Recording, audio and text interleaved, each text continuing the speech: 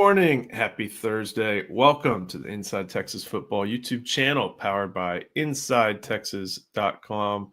Joe Cook, got Ian Boyd, and LC. We got you sitting in for Justin today.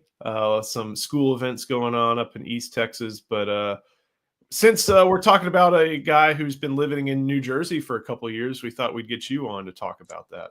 Yeah, I can be the New Jersey correspondent. I'm happy to participate in that role.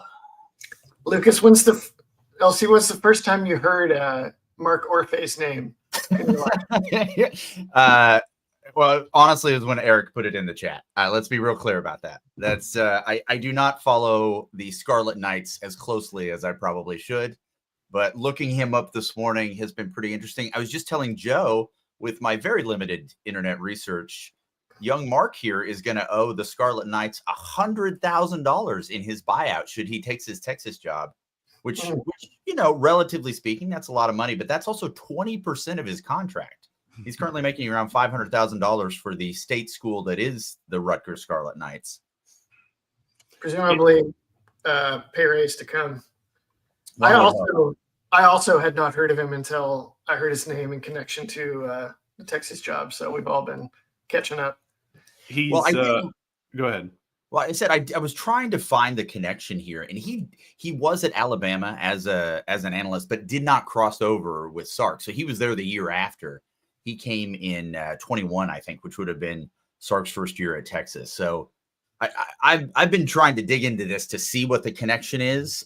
Maybe it has something to do with Milwee. I don't know. I'm trying to figure out where that crossover is. I think it's Montana State, and it's real interesting. A guy who went from North Shore High School to Texas Southern is also coached at Montana State and at Rutgers. Like this job brings you all over the place. Sure does. Yeah. So, and I think that was when he was on Jeff Choate's staff up in, is that one Bozeman or Missoula? I think it's Bozeman. It's one of those two, Montana State. So I think that's the connection. And here's the other thing. Like, I think the first prerequisite for Sark is being good at your job.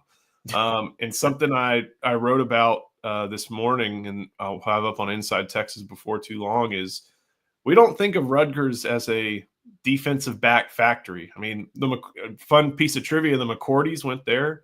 But Rutgers under Orphey is about to have – it already has two guys in the draft from these past couple of years, and then there's a good chance at two more making into the draft this year. One's going to the combine. That's usually a good sign.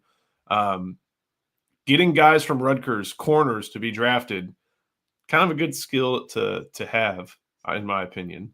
Well, they were ranked 16th nationally in total defense, and that was – I think that's a pretty good run there for them.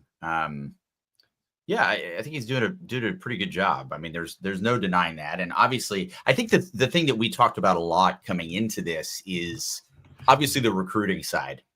Terry Joseph provided a really nice safety net for all of this, him being a coach that honestly we could kind of plug and play in either places. So if we needed to put him at safety, that wouldn't have been a massive deal for us. But this particular hire is interesting, just primarily from the fact that we, at least me, speaking for me, don't know too much about him. But I think if you're getting the vote of confidence from that defensive staff, you must be doing something right. Rutgers under whenever Greg Schiano has been there, Rutgers has actually sent a lot of guys to the NFL, I think because he emphasizes man coverage so much. I remember the Patriots used to draft somebody from Rutgers, it felt like every year in the secondary. Yeah, a lot of them didn't work out, but McCourty did. McCourty, yeah, some of them really did, and a lot of them didn't. But just to be drafted, it shows you that they're teaching that's an emphasis for Schiano. And then Orphey's the guy that's been there for this recent run, for this recent stretch of draft picks that you mentioned, Joe. That's pretty promising. I noticed they're also they're all guys that were like low 3 stars out of high school. Like one of them was from TC Williams, remember the Titans? But then the rest were from like New Jersey. So he's just like going into Jersey and finding like the equivalent of the Beast Texas kid who plays quarterback for his high school because he's the best athlete, and then teaching him how to play man coverage. It's pretty promising. And then I see this 87th passing defense. Look, I'm going to take a lot of license here. If this was number 1, I would have been like, wow, this corners coach is really doing great stuff. But it's number 87. Is that all going to be on the corners? And I also looked up what when Pro Football Focus has data on when they attack, throw at certain players. Eric, the 2 that are probably going to be drafted, the 2 starting corners for Rutgers this year. One was Eric Rogers. And then when opponents threw at him, it was 21 of 36. So that's under 60%, 215 yards, 1 touchdown, 1 interception. And that's across a season. The other one was Robert Longerbeam, 31 for 55, 360 yards, 2 touchdowns, 2 interceptions. Again, that's under 60% completion percentage. And I know Texas had they were guys I called members of the Spike Club, where the NFL passer rating, you would have had a better NFL passer rating spiking the ball than throwing it Jahdae Barron or Andrew Makuba. But we're talking about a Rutgers assistant coach putting guys into the NFL, one in round 6 and one in round 2 last year in Max Melton. So I'm going to take, like I said, if it was the number 1 passing defense, I would have been like, yeah, this guy right in the middle of it all. But if, 87, he's part of the cog or part of the whole operation with Schiano. Ian, I know recruiting's going to be a big part of this hire.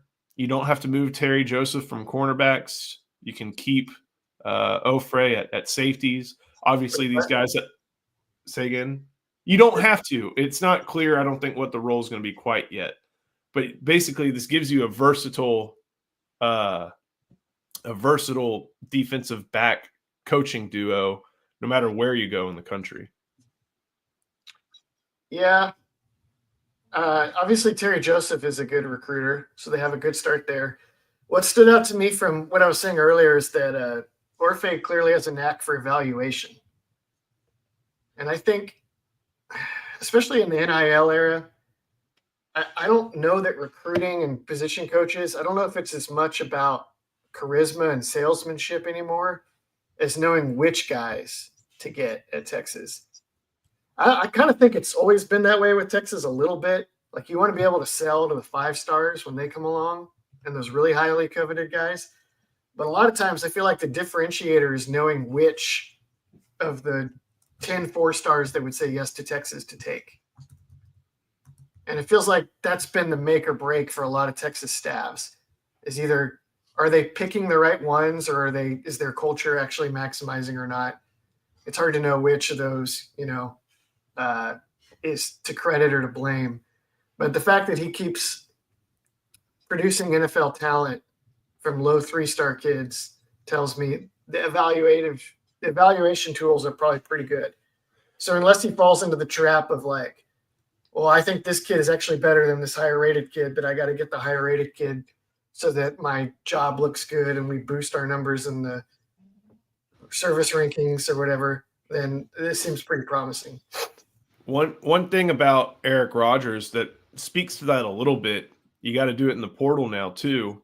Eric Rogers played 3 years at Northern Illinois and then transferred to Rutgers. So that was when Orphey was overseeing that room. So the fact that not only did he do that out of high school, and the other thing is Greg Schiano has been putting together great defenses for a long time. Sure, yeah. I don't think we can credit Orphey with every single part of this. Like the guy knows defense. But that tells me that, hey, if this guy knows defense and wants him to be a defensive coach, you can do that. And LC, like, he did the portal stuff. He did the high school stuff. He's got multifaceted ability. We were talking a lot as this search was progressing about whether Sark wanted to maybe stay on the West Coast and look in that field, that being his old hunting grounds. And, Orphey is a Houston guy. So there is those Texas roots that are coming back to him. This is probably, I know for a lot of these coaches, as you pointed out, Joe, that You know, it's a very transient lifestyle, right? You are all over the place. So the opportunity for him to be close to home is probably pretty appealing for him. And going back to something Ian said earlier this last year, I mean, you just go into the Dallas Metroplex area, you throw a ball down the street and somebody's either going to catch it or bat it away, right? So there's talent to be had in the area, and the eval is everything, because I don't think we're lacking for people who can play the position. It's just, do they fit into the culture? Do they fit into the system? And frankly, do they fit that mental makeup that has made these last few teams of Sarks really resilient and being able to stay in games and dominate that? So it'll be an interesting thing to see. I do think that the one thing that we talk about a lot with bringing in a coach is, you know, what is this guy going to do? And sometimes when we do that, we look at it from an individual level, right? What has this coach done at Rutgers? What has this coach done in other places? But they're part of a system. They're part of their own team. They're part of a defensive staff.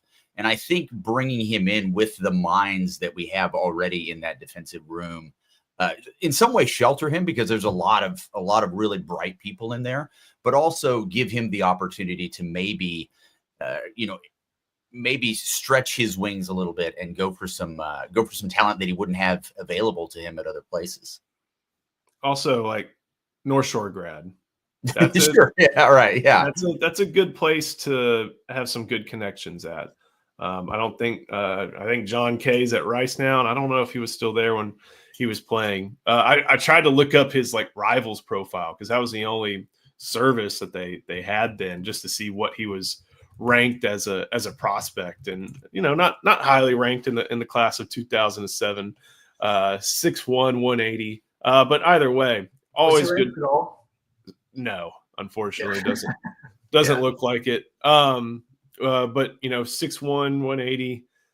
I think Texas Southern got a good one, and then he went to South Carolina for a couple of years, I think, for his grad transfer program. Coached there as an assistant. Came back to TSU, I think, for a little bit. Then Montana State.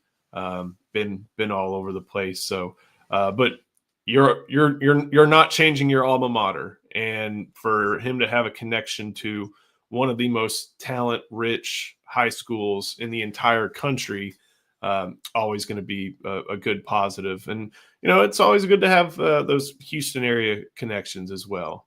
Just being able to go into that part of Texas' fertile recruiting base and to have somebody connected there. Ian, anything else from this hire that stands out? The fit is going to be interesting. I assumed corners and Terry Joseph moved to safeties. I guess if Orphey has coached safeties in the past, that's not a given. But if I'm Terry Joseph, it's like, this guy just put a bunch of corners in the NFL. Thorpe Award winner. And now I get to go coach Michael Taff and Jonah Williams and Derek Williams and Jelani. Maybe Jelani will fall under Orphey's jurisdiction.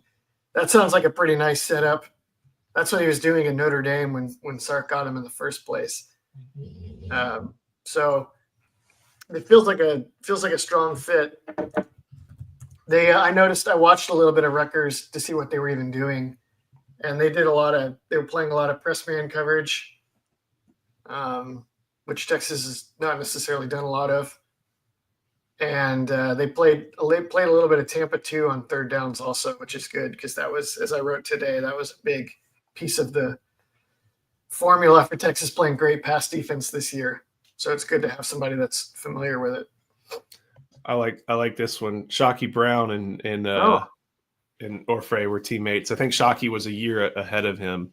Class of 2006 compared to class of 2007. So there's always a little bit of a UT connection, it seems like, with all these. But Ian, you said Schiano is mostly a man coverage guy.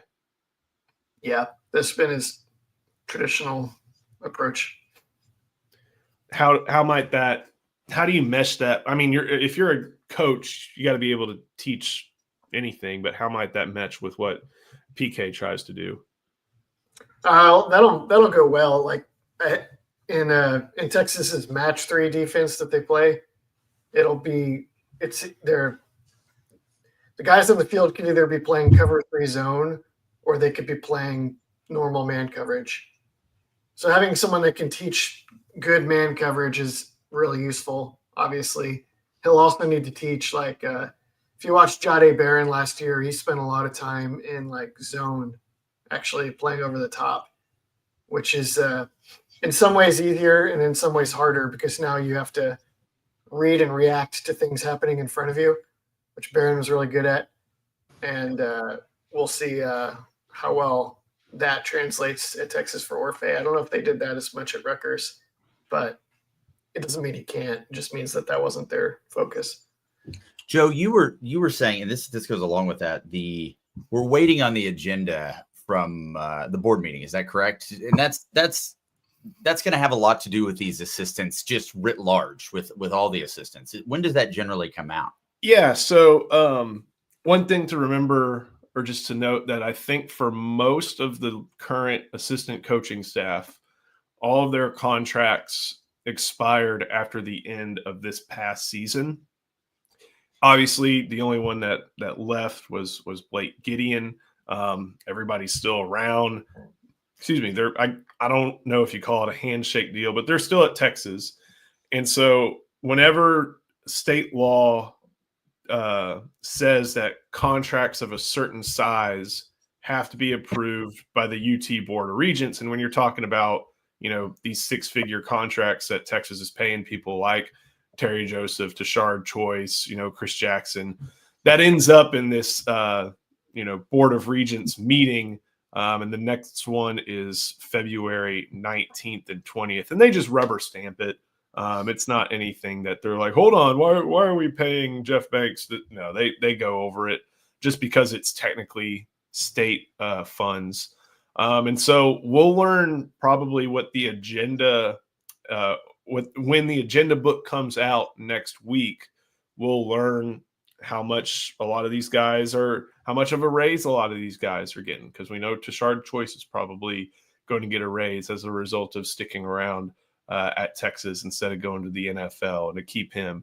I don't think Orphey's contract is going to make it on there. Just it's too quick.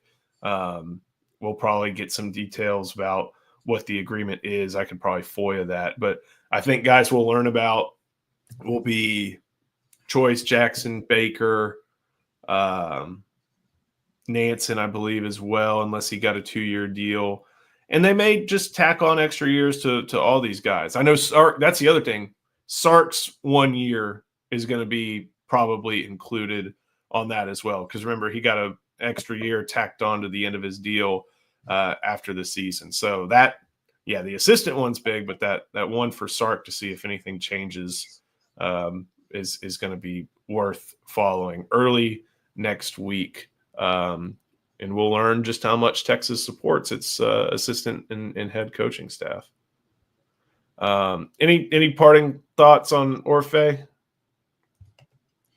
No, I think surprising. I mean, just given what kind of the word was around it, I'm a little bit surprised, honestly. Not necessarily the fact that of who the coach is, but I was leaning towards somebody being with a little bit more West Coast ties, just given some preferences there. But I think it's a good hire. I'm pretty happy with it.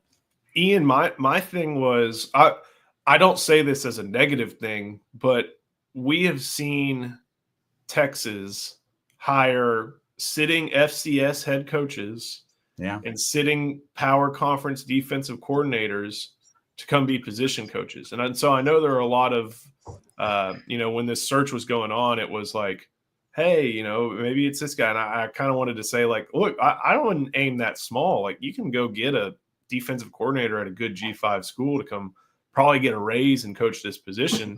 That's just not what they elected to do in this situation. And it doesn't seem like that's a negative thing in this case.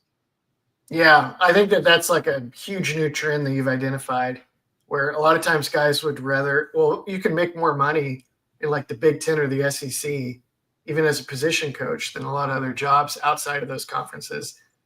And even if head coach to position coach is a step down, at least now you're in the pool of potential hires to get those big paydays or those big opportunities, and you're in the show. The only thing was the cornerback. I feel like generally cornerback coaches are technique specialists, and it's not as much a position where you teach like a broader schematic approach. Like it's not like linebacker where you have to teach your linebackers a million different things for them to do their job, or safety. It's pretty much just a one-on-one.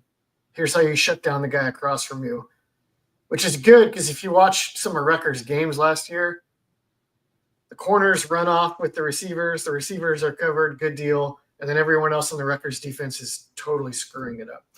So when I watched, I was like, no one is even throwing at the receivers. There's no point. Everybody else is wide open in the middle of the field. So just part of the whole operation. LC, I have to throw it to LC real quick. Oh, y'all are lucky. So we'll go with our first sponsor, and that is Laura Baker. Hi, I want to tell you about Laura Baker. If you're looking for a new home in the 512, or even at this point, let's face it, 737 area code, there's only one number to call. That's Laura Baker at 512-784-0505. As a member of the elite Andy Allen team with Keller Williams, Laura has helped Longhorns find the home of their dreams in Central Texas. Just ask our resident sex symbol, Ian Boyd, who moved all the way from Michigan to Texas with Laura's help. Laura can help you find what you're looking for in the 512, the 737, or even parts of the 254 and the 210. Just, give her a call at 512-784-0505. Her email is in the description as well as the rest of her contact details. She's a friend. Give her a call. Well done, LC. Oh, Great hey, job, thanks, as always. I read those live each time. A lot of people don't know that. I just pop in and I'm very consistent. All right, Ian, this morning you wrote about a very fun topic, third down defense. I'm going to CFB stats, so maybe you found a different one. 2023, Texas was number 2 in third down defense, right behind Georgia. 2024, Texas was number 8 in third down defense. In the Power 5, they were behind 1, 2, 3 other schools. So they're 4th in the Power 5 in third down defense. And you identified that they did it in 2 very different ways between those 2 years. In 2023, they were like a lockdown defense on 3rd and short. Because if it was like 3rd and 3 or less, the other coach was like, well, I guess we should run the ball. I guess. And then they'd run into Murphy and Sweat and get just nothing. And so teams were just like 0% in those situations. But as we saw in a few games, you could throw on Texas. 3rd and 7 was almost more inviting than 3rd and 2 or 3rd and 1. That flipped a little bit this year. They weren't bad in 3rd and 2 this year, but they weren't quite at their previous standard. But anything like 3rd and 5 or more where they could get their third down package on the field, they were absolutely lights out. I struggle to even remember offhand a time when the other team converted a 3rd and long against this package. It may have been, that one good Georgia drive, the one long Georgia drive. That may be the only thing I'm thinking of. So you obviously mentioned Sweat and Murphy, and then they go to the NASCAR package, whatever they wanted to call it, 1-4-6. And can you explain what 1-4-6 is? So that's 1 defensive lineman, 4 linebackers, and 6 defensive backs. Now I'm using linebacker loosely. Of those 4 guys, 3 are edges. So, but I'm just like, if you look at the roster page, Texas's roster page, and the letters or initials that are next to their name of what position they play, then this would be a 1-4-6. You could also call it 4-1-6 or something. I don't know. It doesn't super matter. It's like a very basic 4-down type defense, except that they have 3 deep safeties. They have 6 defensive backs on the field overall, and Jahdae Barron is playing as a linebacker. and they bump the bigger edge inside the defensive tackle, take a defensive tackle off the field, and they played Colin Simmons and Trey Moore together, which they didn't do in their other. If it was like 1st and 10, you would never see Trey Moore and Simmons on the field together unless they were in like a bigger set or something. So I'm trying to, off the top of my head, go through an 11. The one was Collins very often. I feel like it was Broughton even more Broughton, often. yeah. Collins or Broughton for sure. So the 4 were Colin Simmons, Trey Moore, Baron Sorrell, Anthony Hill. Yeah. And then the 6 were Jade Barron, Jalen Gilbo, Taff, Muhammad, Makuba, and then McDonald for the most part. Holmes came in at the corner. That's right. Okay. So that's what it looked like.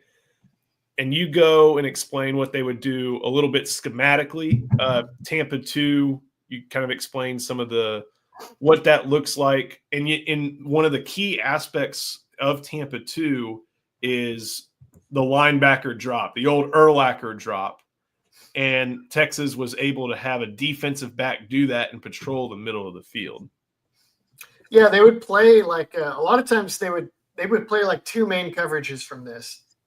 And they'd have the 2 outside, they'd have 3 safeties on the back end. And the 2 outside safeties might like kind of drop down like they're going to play man coverage on somebody and then bail to a deep half. And then the middle safety would play like he was going to play the deep middle, but then he would come downhill and play in that middle spot that the middle linebacker used to play in Tampa 2, like a Brian Urlacher or whoever. Or they would show Tampa 2, and then instead those deep safeties would drop down and play man coverage, and the middle safety would drop and play deep middle. And then they could also blitz from that. So it was only a handful of different coverages that they would run, but they might get there a few different ways. It was hard to sniff out for the offense before the snap. So thinking about what Texas has coming back next year, you've got the portal crew at defensive tackle. You've got veterans at your 2 edge spots with Burke on one side and then, Simmons Moore on the other. You've got Taff, McDonald coming back, Gilbo coming back, Muhammad coming back. Elsie, I'll throw it to you. I know this is a little bit scheme oriented, but do you think this may be a mix of 2023 and 2024? Does it look more like one or the other when I kind of mentioned those names as being possible for 3rd down? Well, I think what is interesting to me is you will have more. You obviously will have Simmons, but those players are going to be another year in the program, right? So I think when you're adding those elements in, also including Vasic, bringing those types in, I don't know. It's hard to say. I think also what will, obviously this is Ian's bread and butter here, but I think a lot of it has to do with, first of all, are we able to get the rotation that we normally are able to get in the defensive line? How fresh are these guys? Are we running these guys through the way that we normally do? We are going to be missing a Jay Barron, who is a Swiss Army knife, right? We can kind of move him in a lot of different ways. So I'm wondering, we are going to have some youth in some of these positions. Now they've been in the program a while, but tell me this, Ian, it seems to me that this particular scheme requires a little bit, certainly on that back end, a lot more between the ears of what's going on. Or is it really a plug and play, point and shoot situation? Because if it does require a little bit more between the ears, which is what this schematic suggests to me, I'm wondering if this is not something we don't necessarily see maybe later in the season as the kids get a little bit more reps under their belt than we do toward the beginning. Well, they should all have reps in it to some extent. For one, because they ran it so heavily last year. And also they got McDonald has reps in it and a few different positions. Derek Williams did. Jordan Johnson-Rubel actually got snaps in it. So I don't know that it'll be too hard. The tricky part that touches on what you're saying is the spot that Jade Barron played, where he was making linebacker drops underneath that really helped make the system work. those linebacker drops, you're in a lot of space, and it's important that you protect the chains and force a check down. So you kind of have to have your head on a swivel. You have to know what you're looking at, and you have to respond quickly.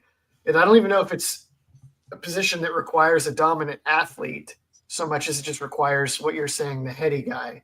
The other spots in the secondary, I think, are not going to be too hard. But so like the D here, the dime, that guy needs to know what's up. So my assumption is that they would play Michael Taft there this season. All right. I know strikes people as weird, like he's going to play the Jahdae Barron position. But I don't think that the reason that Jahdae Barron played it was because of his overall athleticism. It was because of between the ears, yeah. Between the ears. Because that spot is like, it's a linebacker position. It's not, you don't have to be able to turn and run with people. You need to see things develop and run quickly to that spot and deny what the quarterback wants to do. You also get to blitz, which Taft was good at last year. So my guess is they slide Taft down into that spot, and then they just add another defensive back to play one of the safety positions. So whoever's on the bench comes in to play safety, and then you're set. This one that's on the screen, it's just one deep safety with man coverage basically everywhere else. We saw that be utilized pretty well last year. I think a lot of Texas third down blitzes and third down sacks came from something like this. And I scrolled through this and I kind of smirked because I'm like, oh yeah, that's the type of fun stuff. It's brutal because if you scroll up, it's back to the diagram. It's the next one, the man coverage one. Yeah. So like your Z receiver is covered by a corner. Okay. So it's not the easiest matchup. Your X's receiver is covered by a corner. Your first slot H was covered by Gilbo. That's not an easy matchup. Your Y receiver, who's normally matched up on a linebacker and the guy you would look to get open on like 3rd and 7, he's being covered by Jahdae Barron instead of a linebacker, so that's not so great. And that's typically a tight end, right? Yeah, unless they're in like, the ultra spread set or something. Your running back, you want to try to check down your running back. Well, he's covered by like Makuba in man coverage. So there's nowhere easy to go quickly with the ball. And then you have one outside rusher is like Burke or Sorrell on top. On bottom, you have Moore and Simmons rushing your right tackle and your right guard, and maybe they're going to twist or something too to make it extra hard. You have the defensive tackle sliding, and then the middle linebacker who's coming on a loop blitz is Anthony Hill, who almost led the team in sacks last year because of stuff like this. So it's just everyone on the field is either really good in coverage or really good at getting to your quarterback. So that's what made it so nasty, was like if you're in a situation where running the ball is not a feasible option, you're just, you're up a creek. Could Derek Williams play that deep safety spot? I think that's who it'll be. Yeah, if he could do a lot of things if he's healthy. He's pretty good at a lot of things. I think you answered this, Ian, but what does your ideal third and long personnel look like? Can I say one thing before that answer? Yeah, do it. So one thing that I've noticed about the 2023 one is that it was, Ian, and you mentioned context, and it's like, third and short. Well, we're not getting in on these two guys. But that meant that in a lot of situations, you still wanted Tavondre Sweat. You still wanted Byron Murphy on the field for third down situations. They're your best two players on that defense. For 2024, look at just how many guys at a certain position group were on there. You had 6 defensive backs because you had a great secondary. That's more than half your defense. You had 4 edge rushers. If you count Hill, which you could. Yeah, and a versatile one in Hill. So even if you want to slot Hill into the off-ball linebacker category, you have 3 edges, 3 edges in Sorrell, Moore, and Simmons, 1 defensive tackle, and 1 middle linebacker. Because the strengths were your defensive backs and your edges. So I guess now, when you're answering that question, what does it look like? Well, what's going to be the strength of this defense, and how do you get more of those players onto the field? It's still the same, I think. I don't know that the strengths really change. Like, it's going to be edges, right? They lose Sorrell, and that's it. And they get everyone back, and then they add like a year older and hopefully healthy Vosick. So you're just trading Sorrell. You're trading Sorrell and Burke for a year older Burke Vosick, which seems pretty good. Yeah.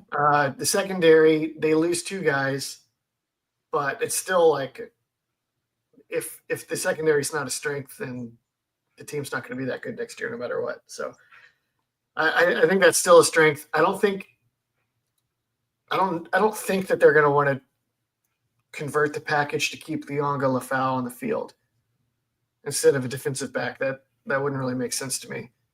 So even though the linebacker could be better than it was last year, I don't think it'll be better in the sense that you make any changes to the structure of this third down defense. The one interesting spot is that third down defensive tackle. You want to be a guy that is quick and can slant and stunt and hold people's attention while you move blitzers around him. And so Broughton and Collins were both very good at that. Murphy was really good at that. Sweat actually even was pretty good at it, honestly. The guys that they brought in the portal are not really that kind of guy. They could probably do it, and it would be fine because they're surrounded by future NFL pass rushers. But they don't have the same dude there. I wonder if they try Justice Terry there in that position, or Alex January. That's Because what they're I was a little more athletic. Yeah. The other two guys are all actually, the North Carolina guy would be the one too. The North Carolina guy is a good athlete. Shaw. I like January, Terry, Shaw, just because I think there is a slight amount of value in having that, and not to say that Terry isn't a true defensive tackle, because that's what he's going to be, but there is a decent amount of value in having that type of player there. Heck, we're forgetting another guy, Lance Jackson. He could probably play that nose a little bit better in the future of this package. Maybe not as much this year, though. Yeah, definitely intriguing. Well, yeah, or the 3 technique like Burke or whoever. If we're talking about young guys, I'm curious what your opinion is, Ian, on obviously you're going to want to put Ant Hill on the field as much as possible, but with the development of a Ty Anthony Smith, I mean, do you see him being able to fit into one of these roles? Yeah, I'm trying to remember what he was like as a blitzer. I would guess that the next guy up, like let's say Anthony Hill was injured one week, and then they don't want to just scrap this package. Right. I would think Leonga Lafau would be next up in that role. Okay. Because he was actually a pretty good blitzer at times last year. Brad Spence. Oh, yes. Actually, probably would be Brad Spence, the Arkansas guy. He's perfect for this as well. I'm trying to remember. Ty Anthony Smith is really, really fast. He's nimble in coverage, and he gets to the ball. I can't remember what he was like as a blitzer. Part of what makes Anthony Hill such an amazing blitzer is that he's really thick and fast, and he runs through contact. He's like some guys, they kind of like slow down and collect themselves before they make a tackle. And it feels like Anthony Hill just usually it's almost like speeds up at the last minute and just intensifies it. So I don't know if Ty Anthony Smith has that or not, but I also don't remember what it looked like on film this year. So all that to say, I actually don't know the answer to the Ty Anthony Smith question. But Joe's right. Brad Spencer had a role kind of like that at Arkansas. Yeah, that makes a lot of sense. He's probably next up there. And if not him, then LaFau probably. And if people are saying Bo Barnes in the comments, I'm pretty sure that's Bo Barnes' MO too, right? He's kind of a bigger, powerful guy. Yeah, but he's got some go behind him as well. So like, Yeah. he finished as a 5-star. So the conversation about linebacker looks a lot different than it did. Oh, sure. Several years ago. Absolutely. So a lot more fun there. What about Jelani at that dime spot? Maybe. I would use Taft just because I feel like he's more of a sure thing to know where to be. And McDonald is rangier, but go ahead. Those two can kind of probably switch spots back and forth if they really so chose. In that third down scheme, with how much, and this may be a very stupid question, but in relation to Michael Taft not being as rangy, how much range do you really need in that particular setup? At which position? Like if you were to move, sorry, where did we have Michael going? I forgot. We put him at the linebacker spot. Oh yeah, exactly. Like, so in that instance, to me, that to me is a cognitive role in that particular setup. Yeah. And Michael Taft would make a lot of sense there. And I feel like his brain would overcompensate for maybe lack of fleet-footedness. He's also, for that position, he's not slow. Right. That's a fair point. Yeah. They're spinning him down to a position played by, 240-pound NFL linebackers. Freakish ones maybe, but still. They noted, like we had an article that noted that like one of Taft's goals is to put on some real weight this year, which I think serves him both at safety and if he plays down as a dime. The other spots, I think, when you're in the Tampa 2, not necessarily anybody has to be that rangy. It's kind of one of the strengths of that defense. Like when you go back and watch like the Tampa Bay teams that ran it in the early 2000s, they had 220-pound John Lynch at safety. And what made it helpful for him was that the ball is always in front of him. He's always way back, and then he's just playing downhill on stuff. Yeah, and you could target. And you could target and just smack the crap out of people. Right. So it was conducive to not necessarily having a bunch of twitchy people with the hips to turn and run. Bunch of Gruden grinders, right? That highlight reel I sent you guys was just phenomenal. Did you send that, or Yeah, it was just literally a succession of CTE events all the way through.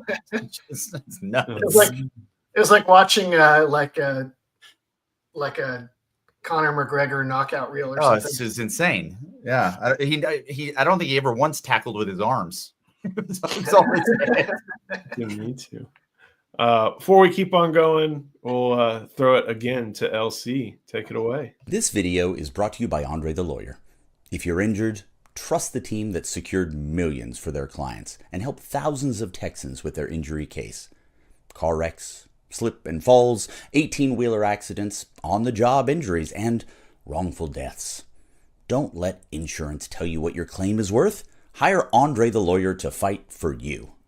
Principal office is in Dallas, but they serve Texans throughout the state. So don't wait and call Andre the Lawyer today at 214-444-8808. That's 214-444-8808. The contact information is in the description. We'll hit a couple from the chat. Had to have a Texan on the field. Hey, you replaced one with another when talking about Orphey for Gideon. So, they upgraded the region too. I actually remember watching Blake Gideon in the North Austin Burb area when he was in high school, torch my team. But if you're going to choose, like, do you want somebody with the Central Texas background or a Houston background in your secondary? Yeah, that's a pretty easy call. Right. And then we had this one. Should have hired Earl Thomas.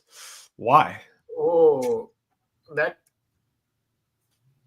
Like, great players don't always make great coaches, and don't always make great decisions either. Earl Thomas, I don't think is coached. He hadn't recruited. First of all, John, Google Earl Thomas in law. Okay, and just see what comes up. So second of all, I've noticed that the best coaches are usually the guys that were not the best athletes. And you'll notice, like, when top athletes try to teach things to other people, they don't even know where to start, because there's so many things that come to them naturally and easily that they don't even think about. They may not even know all the things that make them great necessarily. Just like, oh, you just do this. It's like the lower tier athlete that usually makes the coach, because they actually have to understand all the technique, and they actually have to study, how your feet supposed to work to execute this maneuver or whatever. You see it over and over. Like Kirby Smart was like a walk-on. Will Muschamp was a walk-on. The one right in front of your face, Steve Sarkisian. He wasn't some physically gifted quarterback at BYU. He just was very technical and made the most of it that way. Also in a pretty smart offense for that generation too. But the only other thing I was really thinking about, and of course you got more questions, throw them in the chat. But we know that Texas ended its season with Ohio State, and that Texas starts its season with Ohio State. Coaches are going to look, the coaching staff's going to look a little bit different for the Buckeyes, at least on the defensive side of the ball, more so than the other one. On the offense, though, Brian Hartline is getting another run as the Buckeyes play caller, even though he's got Ryan Day on top of him. Hard not to think that's a step down from when you had Chip Kelly before he left for the Raiders. Maybe. It felt like Ryan Day kind of took over the offense for the playoffs anyway. And they looked more like a Ryan Day offense in the playoffs than they did in the regular season. So maybe Chip Kelly was really helpful there, but offense is, except for in Michigan, offense is never the problem for Ohio State. And it was still a problem in Michigan this year. So I don't know. I think that the offense is going to be just fine. I don't know that they'll actually losing that O-line coach could be painful. There's a reason the NFL team snatched him up. That they've been really good at pass protection in particular. You have to be really excited about this defensive coordinator hire. I mean, having a defensive coordinator at 5'6", that's got to give you a lot of hope for an NFL career in coaching, Ian. Is that how tall he is? So he's listed at 5'6" on virtually every website, except there's these caveats that'll say, though, although he could be 5'11", which to me, there's a lot of real estate there. There's a lot of real estate between 5'6" and 5'11". But yeah, he's listed at 5'6". So again, a lot of hope for us all. Of course, that's Matt Patricia, who Ian, you got to see the worst of him living not too far from him, and when he was the Lions head coach. But that kind of goes to show he's not been good except when Bill Belichick was looking over his shoulder. Yes. At all. Like, I think one of the other we know that, he was his career path is so strange. He went from like offensive assistant to defensive assistant, worked his way up to defensive play caller, got his own chance with the Lions that went to hell. Went back to the Patriots as offensive play caller for a little bit. And then he went to that went even better. Yeah, and then he went to the Eagles, and that was before they hired Fangio. And let's just say they made a fantastically huge upgrade when they went from Patricia to Fangio. Yeah, he doesn't have a great reputation. Whenever you hear a story, like he was a part of some Patriot staffs that had a lot of talented defensive minds around him, like a lot. Really, Flores, I think he was there with Bill Belichick, Steve Belichick, who seems to be pretty solid. The shadowy figure behind the scene, Ernie Adams, is that his name? That helped the Patriots with so much stuff. That sounds right. And then apparently his approach with the Lions was to like talk down to all the players, try to overturn the roster, and then take every single Patriot cast off they could get their hands on. So Bill Belichick would be like, "Oh, we can let that guy go. We don't need him anymore." And then Patricia's like, "We're going to bring him into the Lions, and we're going to recreate Patriots culture in Detroit," which did not happen. It's interesting that it's notable that he's not in North Carolina. Is that because Bill Belichick hired his son? Yes. Is that because his son is better than Patricia, or because he's his son? Yes. Not clear, but maybe both. I think it's yes. He also has this deal where he's always got like the pencil tucked over his ear. You Like, think even that was like a getting off the factor bus. in his hiring? I hope not. It's purely an accessory. It's really funny. People have been like, they have laminate play sheets. He can't use the pencil for anything. He's just always got it tucked. Just makes him look like a student of the game, I guess. You think it's like Dumbo's feather? Like he just needs it for confidence? 100%. 100%. Okay. The thing that I think maybe you mentioned this, Ian, what that says is that you don't make Matt Patricia your first choice. Or else. I wouldn't, from what I know. I don't know, maybe as much as Day does. Well, I was able to talk to some people at On3 in Nashville this past week. And you remember when DJ Durkin got that extension? And we're like, why did DJ Durkin get that extension? Well, apparently Ohio State was sniffing around on DJ Durkin. Oh. And that's a part of the country that's a little bit closer to home for Durkin. Remember, he was on that famous picture of the cookie cake with Jim Harbaugh, the crappy cookie cake at Michigan. Oh, yeah. With Jordan Elliott. DJ Durkin's in that picture. So he's got experience up there. He was head coach at Maryland before, a kid died on his watch. Went to Texas A&M. I think he was at Ole Miss for a bit. Now he's with Hugh Freeze at Auburn. And everything that I was told there was that Ohio State was starting to sniff around on him. And now DJ Durkin, of all people, has a $2.3 million per year contract. So I did wonder how that came about. I was like, DJ Durkin, $2.3 million. Why? But that makes a lot of sense of it, for sure. How much do you think there is to take from the one time Steve Sarkisian called plays against Patricia in the NFL when it was Falcons versus Patriots? Anything? Was Patricia calling the plays for that team? They were always kind of cagey about who was doing what back then. Yeah, it was always very odd. But it was one of those things where, I remember the Chiefs did this with Bieniemy and Reed. They both had play sheets and were talking. And so it'd be like Bill, Steve, and Patricia play sheets and talking. So it was never clear who, and I don't know who it was that year, but he was the defensive coordinator that season. And the only touchdown was like a 1 yard Matt Ryan to Julio Jones late score. So they had Flores, who's for sure terrific as a defensive coordinator. They had Steve with the safeties. They had Bill obviously overseeing it. I mean, maybe he's really good, and maybe converting to the college game will play to his strengths somehow. But, well, he's going to have Caleb Downs too. That'll help. I don't know. Ohio State defensive coordinator is probably not that difficult of a job, to be honest.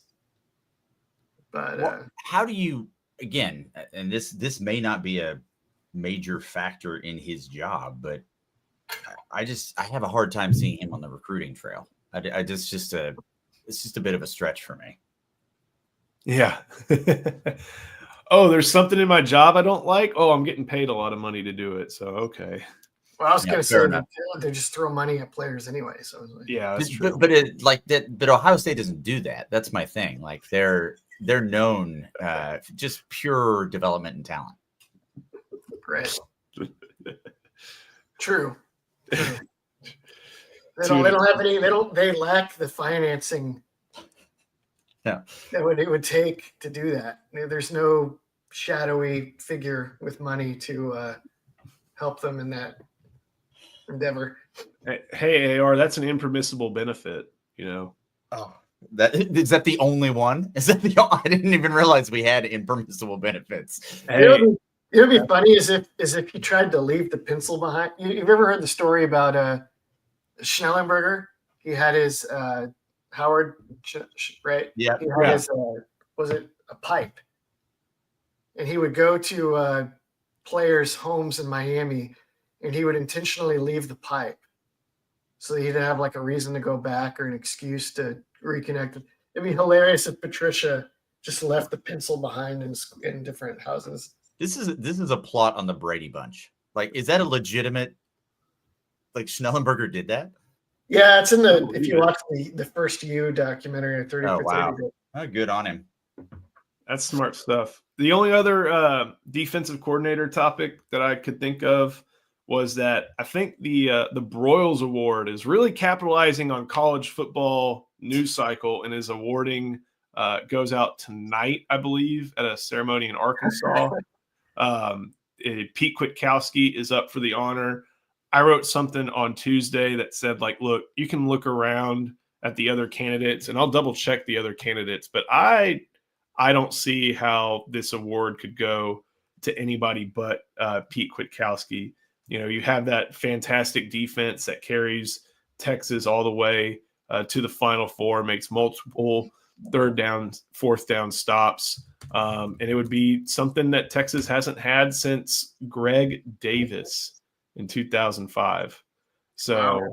and Sark won it the season before he came to Texas. He won it for that 2020.